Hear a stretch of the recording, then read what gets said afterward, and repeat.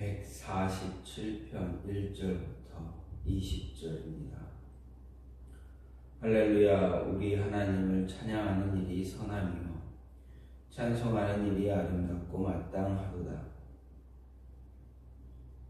여호와께서 예루살렘을 세우시며 이스라엘의 흩어진 자들을 모으시며 상심한 자들을 고치시며 그들의 상처를 싸매시는도다. 그가 별들의 수요를 세시고 그것들을 다 이름대로 부르시는도다. 우리 주는 위대하시며 능력이 많으시며 그의 지혜가 무궁하시도다. 여호와께서 겸손한 자들은 붙드시고 악인들은 땅에 엎드려 때리시는도다. 감사함으로 여호와께 노래하며 수금으로 하나님께 찬양할지어다. 그가 구름으로 하늘을 덮으시며 땅을 위하여 비를 준비하시며 산에 풀이 자라게 하시며 들짐승과 우는 까마귀 새끼에게 먹을 것을 주시는도다. 여호와는 말의 힘이 세다 하여 기뻐하지 아니하시며 사람의 다리가 억세다 하여 기뻐하지 아니하시고 여호와는 자기를 경외하는 자들과 그의 인자하심을 바라는 자들을 기뻐하시는도다. 예루살렘아, 여호와를 찬송할지어다. 시온아, 내 하나님을 찬양할지어다. 그가 내 문빗장을 견고히 하시고 내 가운데 있는 너의 자녀들에게 복을 주셨으며 내 경내를 평안하게 하시고 아름다운 밀로 너를 배불리시며 그의 명령을 땅에 보내시니 그의 말씀이 속히 달리는도다. 눈을 양털같이 내리시며 서리를 재같이 흩으시며 우박을 떡 부스러기같이 뿌리시나니 누가 능히 그의 추위를 감당하며 그의 말씀을 보내사 그것들을 녹이시고 바람을 불게 하신즉 물이 흐르는도다. 그가 그의 말씀을 야곱에게 보이시며 그의 율례와 규례를 이스라엘에게 보이시는도다. 그는 어느 민족에게도 이와 같이 행하지 아니하셨나니 그들은 그의 법도를 알지 못하였도다. 할렐루야. 아멘. 오늘 말씀 시편 147편 1절부터 20절 말씀입니다. 오늘 말씀은 제3 할렐시 모음집 가운데 두 번째에 해당하는 시로 구약 이스라엘을 향하여 여호와 여호와를 찬양하라라고 이제 촉구하는 저자 미상의 감사 예배시입니다. 특히 오늘 말씀의 2절과 13절을 보게 되면 이 시가 쓰여진 그 배경을 알 수가 있게 되는데 중요한 역할을 해주고 있습니다. 즉 이스라엘이 이스라엘 포로들이 돌아와 문빗장이 돌아와 있고 문빗장이 견고한 것을 나타내는 표현이 있는 것을 볼 때 이 시가 성벽 재건이 완공된 느헤미야 시대에 쓰여진 것이다라고 보게 됩니다. 이런 오늘 말씀 시편 147편은 전체적으로 우주를 지으시고 돌보신 하나님께서 이스라엘을 구원하셨다라는 것을 찬양하는 것이 마땅하다는 것을 강조하고 또 그것을 알리고 전하는데 주력하고 있음을 볼 수가 있습니다. 이런 오늘 말씀 세 연으로 나눌 수가 있는데 각 연은 하나님을 찬양함이 마땅하게 찬양할 것을 명령하는 형식으로 시작하며 하나님의 찬양받으실 각기 다른 행적들을 제시하는 부분으로 되어 있습니다. 이런 사실에 따라서 각 연에서 제시하고 있는 찬양받으실 하나님의 행적을 보게 되는데 먼저 첫 번째 연에 해당하는 1절부터 6절은 이스라엘을 포로에서 돌아오게 하신 하나님을 인간으로서는 할 수 없는 별의 수요를 계시하시고 계수하시는 크신 하나님으로 묘사합니다. 그리고 바로 그 크신 하나님께서 압박당하는 자를 불쌍히 여기신 결과 이스라엘이 포로에서 돌아왔다라는 것을 노래합니다. 둘째 연에는 7절부터 11절인데 여기서는 첫째 연에서 암시된 하나님과 그 백성의 사이에 긴밀한 관계가 발전되어서 나타나는 것을 보게 됩니다. 먼저 크신 하나님은 구름으로 하늘을 덮으시는 큰 능력을 지니신 분일 뿐만 아니라 우는 까마귀 새끼에게 먹을 것을 주실 정도로 모든 만물을 세심히 배려하시는 분이고 특별히 자신을 경외하는 자들을 기뻐하는 분이다라는 것입니다. 마지막 연에 해당되는 12절부터 20절에서는 자기 백성 이스라엘에 대한 하나님의 안전과 복지의 제공을 찬양해야 하는 이유가 제시됩니다. 특히 이 부분에서 여호와의 능력의 말씀을 집중적으로 찬양하는데 이는 계절이 오고 가는 등 모든 자연 현상조차 그분의 명령에 따라 일어나는 일인 것이 전제되어 있습니다. 하나님의 명령은 세상을 주관하는 가장 근원적인 힘이고 입에서 떨어지는 순간 달려가 성취되는 그러한 효력을 지니고 있습니다. 그리고 그 말씀이 이스라엘에게만 제시되었다는 사실로 인해서 더 찬송해야 할 것을 강조하는 내용으로 오늘 말씀이 끝을 맺고 있습니다. 이렇게 오늘 말씀 하나님께서 우주를 주관하시는 위대한 권능으로 자신의 백성을 돌보시는 놀라운 은혜를 찬양하는 것으로 출발해서 그런 자기 백성에게 특별한 계시로 말씀을 계시하였음을 소개하는 것으로 끝을 맺습니다. 여기서 중요한 것 바로 말씀입니다. 이 말씀이란 마치 양털같이 날리는 눈과 재같이 흩어지는 서리가 상징하는 겨울의 추위를 인간이 어떻게 할 수 없고 그것이 인간의 삶에 큰 영향을 미치듯이 하나님의 말씀은 사람들의 삶 가운데 하나님의 강권적인 역사를 일으킨다는 것입니다. 이스라엘의 변화는 바로 이런 하나님의 말씀을 통해 이루어지고 있습니다. 이런 사실은 하나님의 백성된 자로서 우리가 바라고 의존해야 하는 것이 무엇인가 알게 해줍니다. 곧 말씀은 은혜 중에 은혜이고 기적 중에 기적이기에 그 말씀을 전적으로 의지해야 한다라는 것입니다. 이런 오늘 말씀을 보면서 오늘 생각할 수 있는 것은 먼저 겸손이 삶을 경고케 하는 그러한 비결을 가지고 있다라는 것입니다. 겸손이 우리의 삶을 견고하게 해주는 그런 모습이다라는 것입니다. 6절 말씀을 보면 여호와께서 겸손한 자들은 붙드시고 악인들은 땅에 엎드려 뜨시는도다 라고 말합니다. 오늘 말씀은 시가서가 가지는 전형적인 대꾸 형식의 겸손한 자를 붙드시고 악인을 엎드리시는 하나님의 모습을 대조하고 말하고 있습니다.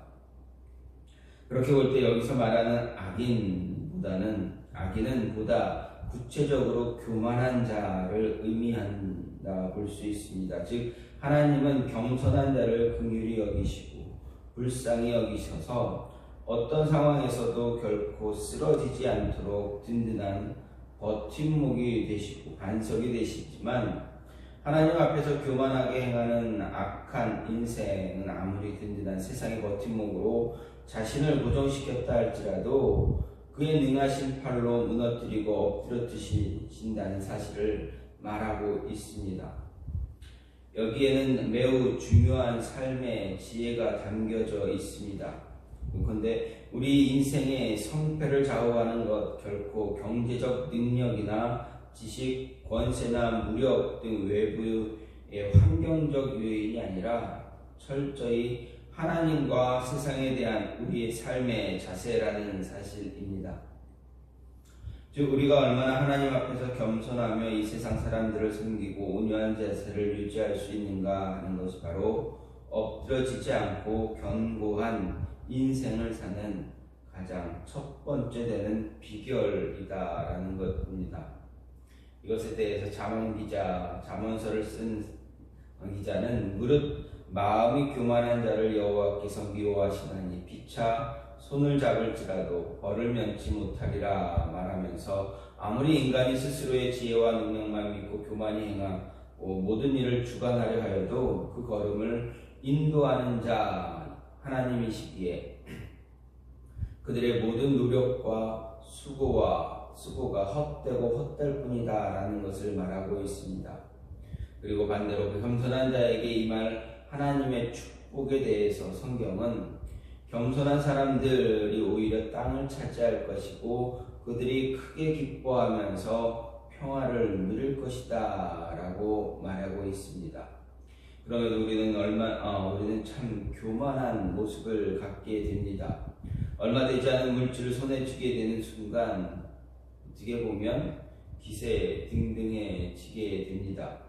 보잘것없는 지혜로 하나님 없이 잘 살아갈 것처럼 교만하게 행동도 하고 있습니다. 마치 뛰어난 보안시설과 경호원들만으로 자신의 생명을 보존할 수 있는 것처럼 생각하고 치밀한 계획과 유능한 사람들의 조언만으로 자신이 원하는 모든 일이 잘 될 것처럼 착각하고 살아가고 있다라는 것입니다. 이런 교만 우리를 살리고 존귀케 하기보다는 오히려 우리를 망하게 하는 그러한 요인이 된다라는 것입니다. 그러기에 잠언 기자는 말하기를 교만은 패망의 선봉이다. 거만한 마음은 넘어짐의 앞잡이다 라고 말합니다.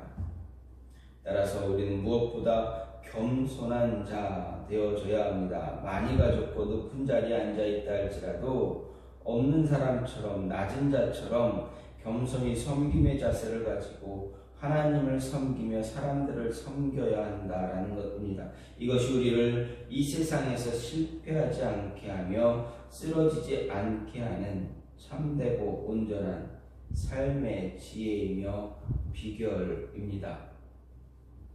또 한 가지는 하나님의 인사에 긍정적으로 반응하며 기쁨으로 화답할 수 있어야 한다라는 것입니다. 7절 말씀을 보면 7절에서 시인은 감사함으로 여호와께 노래하며 수금으로 하나님께 찬양하라 이야기합니다. 여기서 노래하며에 해당하는 말은 화답하다, 응답하다라는 뜻을 가지고 있는 단어입니다. 즉 아무렇게나 입으로 부르는 노래가 아니라 하나님이 행하신 것에 대한 화답과 응답이라는 의미에서 노래를 의미합니다.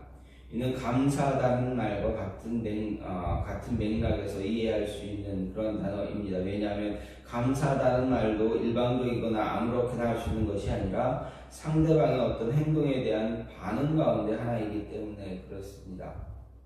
그렇게 볼 때 감사하다라는 말이나 노래하다라는 말 모두가 하나님의 행하심에 대한 우리의 긍정적인 응답, 화답을 의미하는 것이다 이야기할 수 있습니다.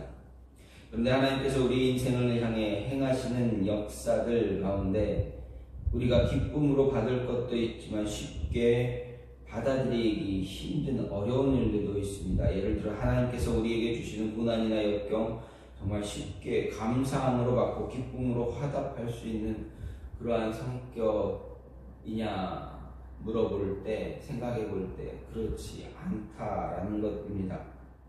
예를 들어서 하나님께서 우리에게 주신 그럼에도 불구하고 시인은 그것이 어떤 것이든 간에 쉽게 납득하고 인정할 수 없는 일일지라도 하나님께 긍정적인 응답과 화답을 드리는 그것이 성도된 자의 의무고 책임이다 말합니다. 욥기를 보면 동방 최고의 부자였던 욥 일순간에 자신이 가진 모든 재산과 자녀를 잃어버렸습니다. 중한 병까지 얻어서 가장 밑바닥으로 떨어지는 그런 비참한 처지에 놓이게 되었습니다. 과거 사회적 명성과 평판 완전히 땅에 떨어졌고 도리어 사람들의 조롱과 우스갯거리가 되고 말았습니다. 아무리 의인 욥이라 할지라도 이쯤 되면 어떻게 됩니까? 원망이나 불평의 말이 나올 법도 합니다. 하지만 욥은 내가 모태에서 적신이 나왔사온즉 또한 적신이 그리로 돌아갈지라 주신 자도 여호와시오 취하신 자도 여호와시오니 여호와의 이름이 찬송을 받을지니이다. 이렇게 고백합니다. 인간적인 마음으로 결코 이해할 수 없고 용납할 수 없는 일이었지만 욥은 그것이 하나님의 뜻 가운데 이루어진 일이기에 욥이 하나님께 가장 긍정적인 응답과 화답을 드린 것이다 할 수가 있습니다. 그렇습니다. 우리는 하나님께서 우리에게 주신 축복과 은혜뿐만 아니라 그 반대의 경우 고난과 역경조차도 믿음으로 감사하고 긍정적으로 반응해서 기쁨으로 화답할 수 있는 그런 모습을 가져야 한다라는 것입니다. 주실 때 감사하고 찬양하는 것만큼 취하시는 순간에도 감사하고 찬양할 수 있는 마음을 가져야 한다. 이것이 진정한 믿음이다라는 것입니다. 하나님께서 인정하는 신앙인 성도의 바른 모습입니다. 따라서 어떤 순간에도 하나님께 감사하고 범사에 찬양과 기쁨을 드릴 수 있는 그러한 하나님의 사람들 되어줘야 한다라는 것, 이것이 시인이 오늘 우리에게 오늘 말씀을 통해서 우리에게 주는 그러한 교훈입니다. 하나님의 행하시는 일에 모든 일에 긍정적으로 기쁨으로 완전한 정말 넘치는 기쁨이 되지 못할지라도 그래도 하나님께 긍정적인 모습으로 감사할 수 있는 주신 하나님께도 감사하고 거두어 가시는 하나님께도 감사할 수 있는 그런 모습 가져야 한다라는 것입니다. 그리고 겸손함을 통해서 우리의 인생이 더욱더 견고해질 수 있는 모습 가질 수 있어야 한다. 분명히 말합니다. 이런 모습이 저와 여러분의 삶에서 늘 나타나서 하나님 앞에서 귀하게 하나님께서